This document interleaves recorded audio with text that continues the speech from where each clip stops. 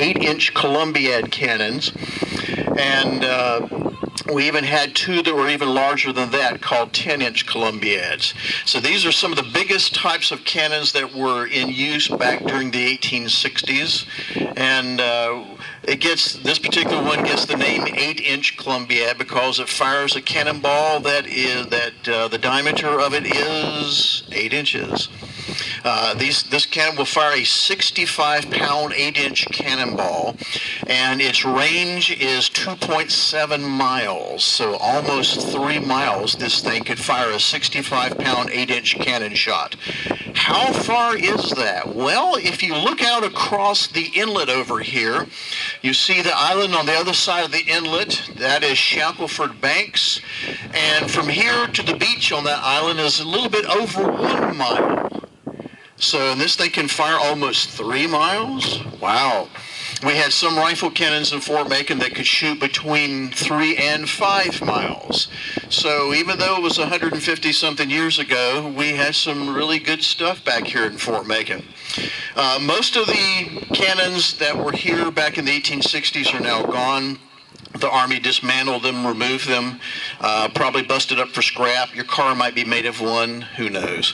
But anyway, the only two surviving cannons of Fort Macon's armament are the two mortars in the parade ground down here. These cannons are replicas, but they are functional replicas, and they do shoot, and we're going to shoot one for you. We're going to shoot this one. You will notice that we have a gun crew. The gun crew consists of a gunner, who is in charge of the piece, and 4 cannoneers. The 4 cannoneers use implements to load and fire this thing. As you can tell, it was quite a process to move this thing back out of battery. The cannon barrel alone weighs 9,300 pounds, so it is a hoss. The gun carriage itself weighs even more than that. So to move one of these things around requires a bit of doing, but they were able to do it. And the gunner is in charge of the piece. He is the one standing on the top. He gives the orders. And what they have done so far is roll the top carriage out of battery, as it's called. Out of battery is the loading position, and you load it back. You roll it back, load the cannon, then they'll roll it in battery, roll it back forward again. When the cannon was fired, the recoil would drive the top carriage back to the rear again, so they only had to do all this rolling back and forth one time, and you just keep cycling it over and over again as you keep firing. So they will roll it in battery here momentarily after they finish loading the cannon. Now, they have a series of implements that they use to load this thing. Some of you can see these long implements right over here. There's one that looks like a giant Q-tip, and that is called the sponge. It's a wet wool sponge that is run down the bore of the cannon before it's fired. And what that does is remove the old gunpowder soot left from the previous firing. If they are shooting in combat or shooting multiple shots, a very important feature of the wet sponge is that it removes any sparks that might be left inside the cannon bore from the previous firing. When you shoot one of these things, everything doesn't fly out the muzzle. You always have little embers and burning sparks and stuff left behind. If you don't get rid of the sparks, imagine what's going to happen when you ram the next gunpowder charge down and it gets into those sparks. Boom. And half your gun crew is going to go sailing over the inlet. So not a good thing. Okay. So what they have to do is use the sponge to extinguish the sparks. The cannonball would go in after the powder charge goes in first, and then the cannonball goes in. Now, obviously, we can't fire actual real ammunition here at Fort Macon. We have boats out there. We got the Coast Guard next door. I'm sure that none of those folks would really appreciate a 65-pound cannonball coming and landing in their lap.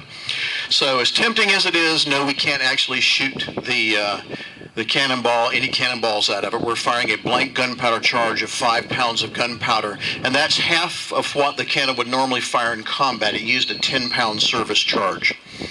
Now, the cannon has been loaded. They have rammed the powder charge down. The ball, if it was here, would have been rammed, would be in there already. And what they're going to do next is roll the cannon forward into battery.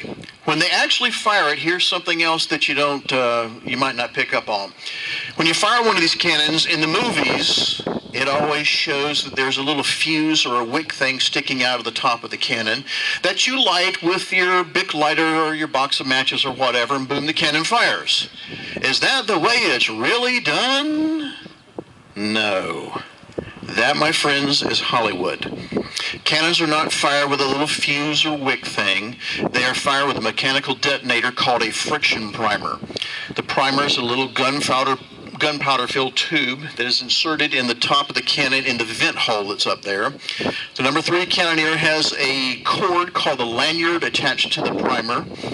At the command fire, he jerks the lanyard, the primer will detonate, and that in turn detonates the powder bag instantly, and the cannon fires. That's how you fire one of these things, not with a fuse or a wick. So the cannon has been loaded. What the gun crew will do now is roll it forward into battery and complete the loading process. So here we go. Press the breech. Press the breech. Halt.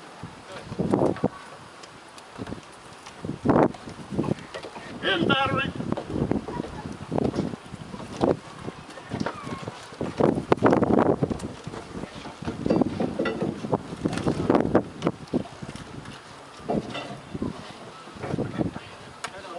Forward easy. Is it ready over there?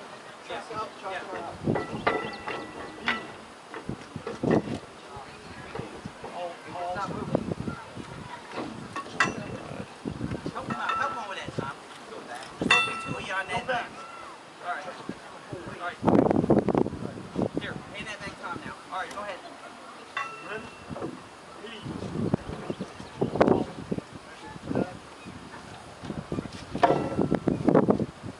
Forward easy.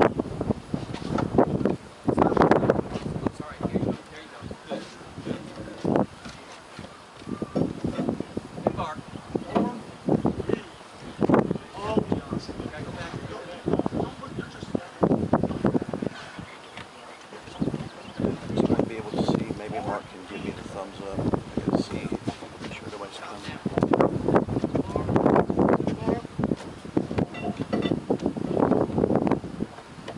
forward.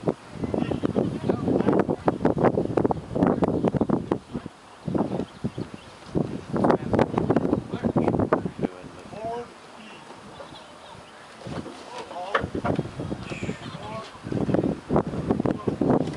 the thing, get away from them. Back. Forward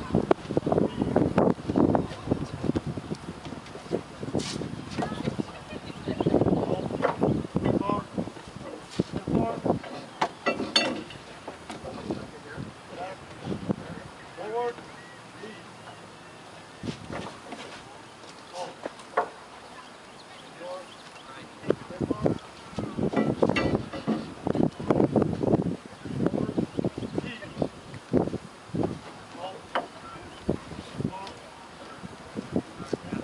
Down about the edge, guys. forward halt. Good. Stop. Good. Make sure the back wheels are out of gear now. If they're not, go ahead and put them out of gear. Out of gear.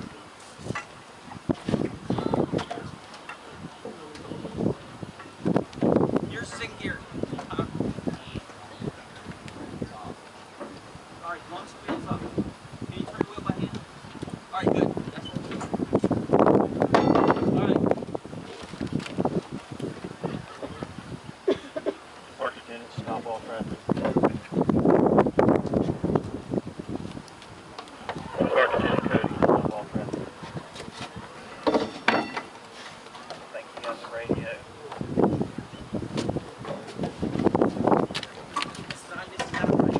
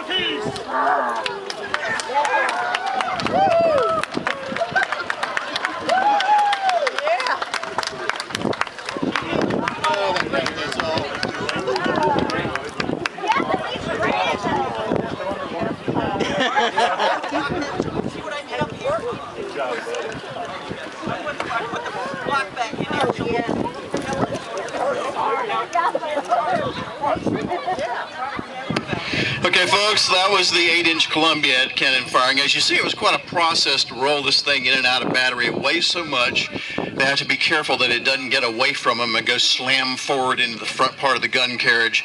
So if it looks a little bit tedious, it is. Imagine doing all that under fire in battle, which is what they had to do. Anyway, that concludes our Cannon Day here at Fort Macon. Hope you folks have enjoyed it.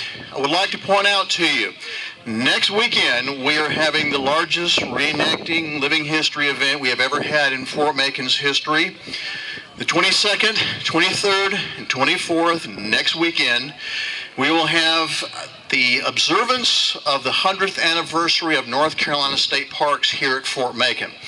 The first state park was founded in 1916, 100 years later, 2016.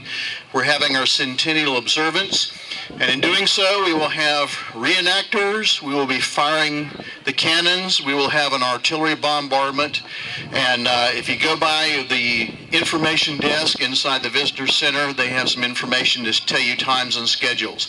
But anyway, do come back next weekend. It'll be a show you